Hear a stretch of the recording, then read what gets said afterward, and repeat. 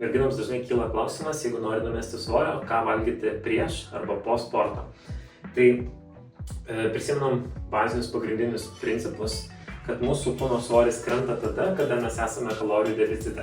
Tai yra, mes per parą laiko, jeigu suvartojam, tarkim, 2000 kalorijų, o mūsų kūnas sudegina, ne tik fizinės veiklos metu, bet bendrai mūsų metabolizmui ir viskam kitam, sudegina, tarkim, 2500 kalorijų, tai mūsų kūno svoris kris.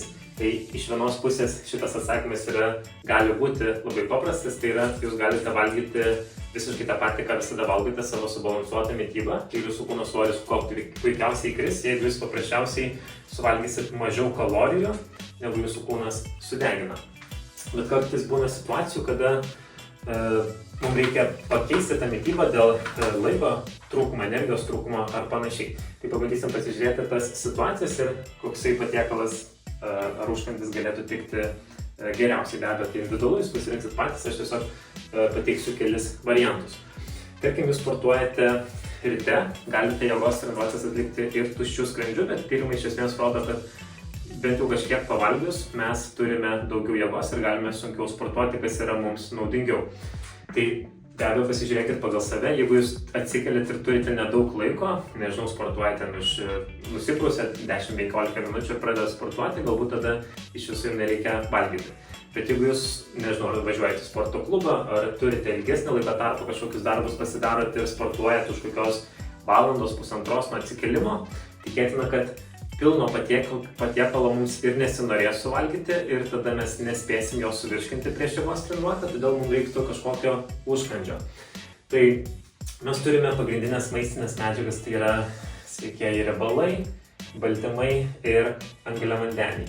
Mūsų bendrai mitybai sveikatai svarbiausia yra baltymai ir sveikieji riebalai, kad mes būtume sveiki, stiprus, atsistatytume nuo treniruočių, kad kūno riebalinis audinys mažėtų, bet raumenys išliktų ir panašiai. Ir angliavandenius iš esmės mes valgom pasirinktinai, galime mes be jų gyventi, bet efektyviau mums juos naudoti, ypač sportuojant.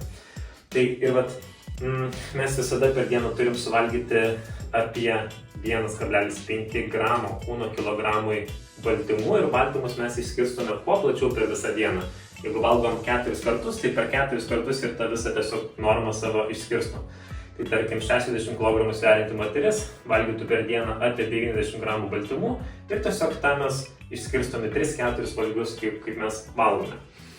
Riebalus mes suvartojame apie 30-40% nuo bendro savo dienos kalorijų ir tada irgi juos mes išskirstome per valgymus ir angliavandenius mes valgome pasirinktinai, kada mes norime. Tai iš esmės, kai mes renkamės kada ką valgyti, aš labiausiai pažiūriu į angliavandenius, kada man juos naudingiau, efektyviau suvalgyti, nes tiesiog baltymus aš turiu valgyti visada, riebalus pasirinktinai kažkada, svarbu per dieną surinkti.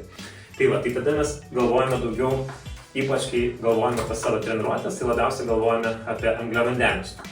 Angliavandeniai galima galvoti taip, kad tai yra lengviausiai pasiekiama mūsų kūnui energija ir mums yra efektyviausia juos valgyti tada, kada mes juos panaudosim. Tai aš sakau, kad labai paprasti 2 klausimai yra. Ar valgyti angliavandenius su savo užkandžiu ar patiekalu? Jeigu jūs judėjote dabar, ar aš judėjau, jeigu atsakymas yra taip, tai vadinasi, aš galiu angliavandenius valgyti.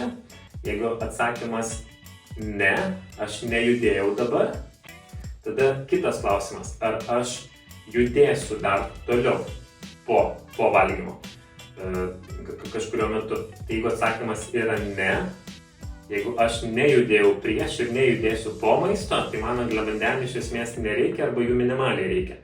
Jeigu taip, tada kaip ir čia galima jas valgyti, tikėtina, kad galbūt net tai būtų naudinga. Ką tai reiškia? Tai mano kūnas angliavandenius panaudoja energijai arba jai atstatyti. Tai reiškia, jeigu aš padariau treniruotę, man yra visai naudinga suvalgyti prieš treniruotę angliavandenių arba po treniruotės, arba juos išskirstyti prieš ir po. Dėl to, nes jeigu įsivaizduokim, aš atsibundu ryte, visą naktį nejudėjau, man iš esmės angliavandenių nereikėjo. Labai minimaliai tik nervų sistema ir panašiai, bet kūno judesių nereikėjo. Tai man iš ryto angliavandenių tada kaip ir poreikio nėra. Ir tada jeigu aš pavalgau pusryčius ir važiuoju, tiesiog sėdžiu automobilį, važiuoju į darbą, sėdžiu ofise ir vėl kažkokios fizinės veiklos nėra, tai man angliavandenių vėl nereikia. Tai tada mano pusryčiai iš esmės galėtų, tikėtina, kad efektyviau būtų man tų angliavandenių nevalgyti, nes vėlgi ypač jeigu greitųjų angliavandenių daug suvalgyti, tada bus tas, gali būti gliukozės pakilimas, gali būti tiesiog didelis nusileidimas ir paskui gali padidėti alkis ar energijos dėl to trūkti. Tai po tokiu atveju, jeigu aš nejudėjau ir nejudėsiu prieš po maisto, tai angliavandenių nevalgau arba minimaliai valgau. Dėl to pusryčiam, kai žmonės važiuoja į ofisus dirbti, tai visada rekomenduoju tiesiog pats lengviausias, geriausias patiekalas yra kiaušinienė. Tai yra tenais yra daug baltymų ir daug sveikų riebalų. Labai puikus patiekalas. Galima suvalgyti papildomai duonos riekę, bet kad tai nebūtų, tarkim, tokiam žmogui, kuris gulėjo, miegojo naktį ir paskui sėdės ofise, jam avižinė košė pusryčiam nebūtų labai teisingas, nors ir su proteinu, ir dar papildomai su kiaušiniais, nors ir suvalgytum baltymus, bet tiesiog kam kūnui dabar duoti tiek daug angliavandenių, kai mums energijos nereikia. Tai va, bet grįžtam prie treniruočio, ne?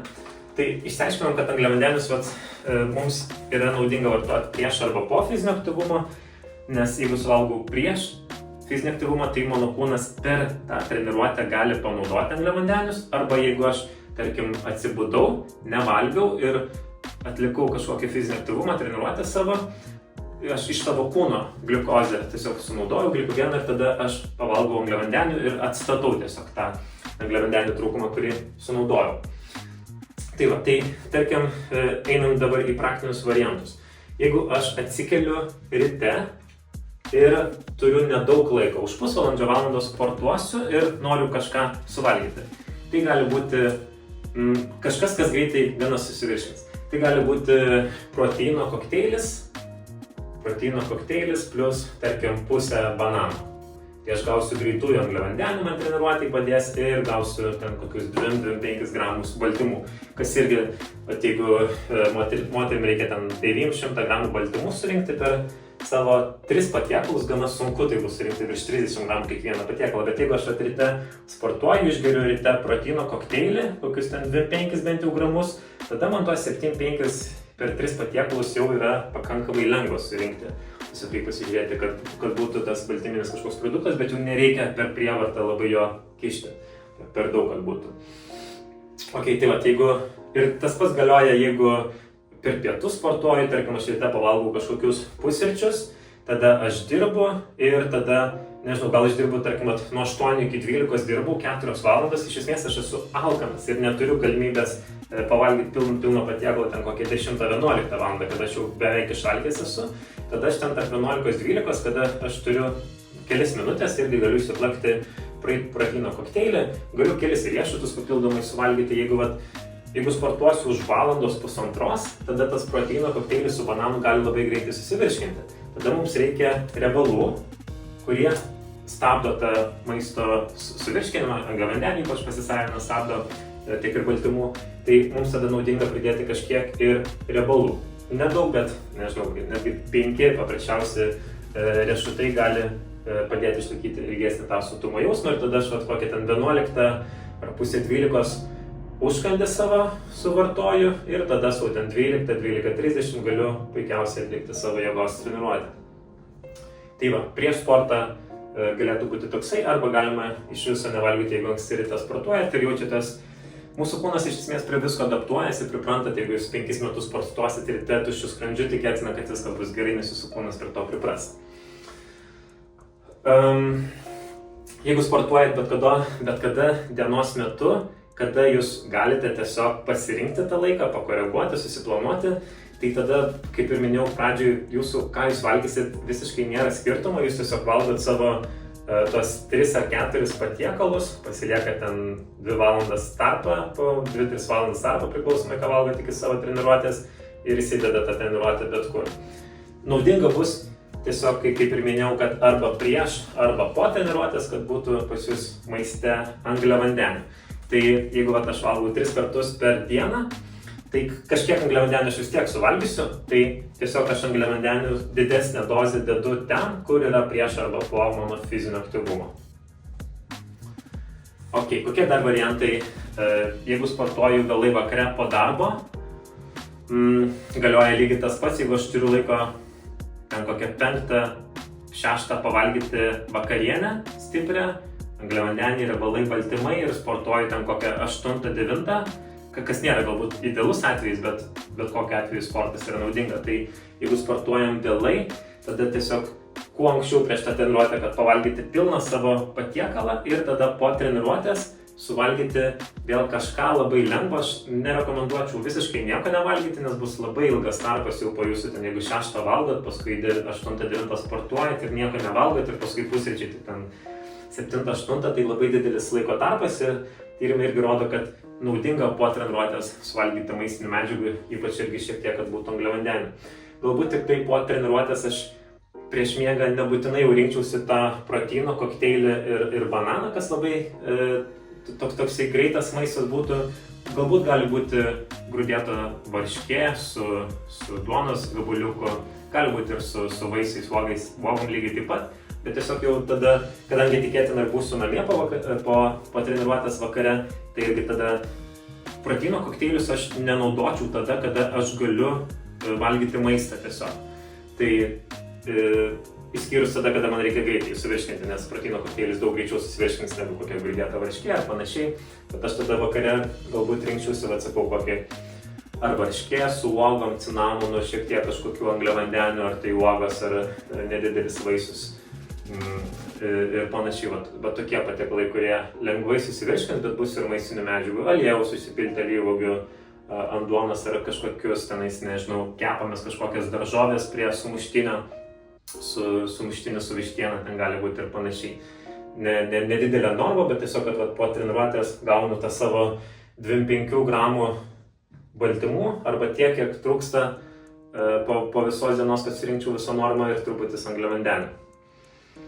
Tai va, daug labai išsiplėčiau, bet tikiuosi paminėjau tokius pagrindinius atvejus, kada trūksta aiškumo, bet aš vėl visada grįžtu į video pradžią, ką sakiau. Dažnai žmonės tiesiog viską bando sukomplikuoti. O kas bus, jeigu suvalgysiu visą bananą vietoj pusės, arba jeigu nevalgysiu, arba suvalgysiu tą. Bendrai paėmus į visą mūsų visuomenę, šitie dalykai yra visiškai nesvarbus, absoliučiai nesvarbus. Jeigu, kaip ir sakiau, jeigu jūs susidėliojate savo mitybą bendrai tiesiog subalansuotą gerą, kur surenkat visas tas maistinės medžiagas, jūs valgykit bet kada norit, sportuokit bet kada norit ir jūs 5 metus, jeigu tai darysit, 10 metų tai darysit, jūs tiesiog turėsit rezultatą, būsit sveiki ir stiprus ir tiek, nes problema ateina, kai žmonės tiesiog daro kažką ir va tiesiog taip viskas susikomplikuoja, o kaip atlikti tą pratimą, o gal vietoj to pratimo tas yra efektyvesnis, o gal tą valgyti geriau vietoj to ir tada žmogus užsisuka į tą, aš nežinau, aš nesuprantu, kiek čia daug informacijos ir tada viską meta, nes tiesiog mes turim tam tikrą limitą, kiek mes galim skirti energijos tam sportui, tiem apmąstymam ir panašiai, tai tiesiog neapsikraukit per daug tuo, kur nereikia. Yra pagrindiniai principai, juos miniu visada ir dar kartą paminėsiu. Svoris kris, kai bus kalorijų deficitas, jums reikia svarbiausia per dieną suvalgyti apie 1,5 gramo kūno kilogramui baltymų, sveikųjų riebalų apie 30-40% nuo bendrų kalorijų. Tai tiesiog bent kelis kartus savo gyvenime per dieną paskaičiuokit visą savo maistą, kad jūs suprastumėt, kiek jūs baltymų suvartojat, kiek riebalų suvartojat, kiek yra riebalų saujelėje riešutų, kiek tenais yra kalorijų. Tai labai yra svarbu, kad tiesiog nepadaugintumėt tų iš riebalų kalorijų, kad nepadaugintumėt, nes tai labai lengva padaryti. Aliejų pasverti, kaip pilat į salotas arba į keptuvę. Ir viskas, ir turėsit puikų rezultatų treniruotėse, sportuojant kuo sunkiau. Ir jeigu jūs kažkokį variantą iš mano čia paėmėt, pavalgyti prieš ar po treniruotę ir jūs jaučiat, kad jaučiasi kūnas apsunkęs, mažiau energijos, jūs tiesiog keičiat. Padarot savaitę kažkokį vieną variantą, valgau šitą patiekalą, žiūriu, kažkaip prasčiau jaučiuosi treniruotės, padarau kitą variantą, jaučiuosi gerai ir viskas ir tą darau. Tiesiog eksperimento būdu galima viską daryti. Tai tiek, ačiū.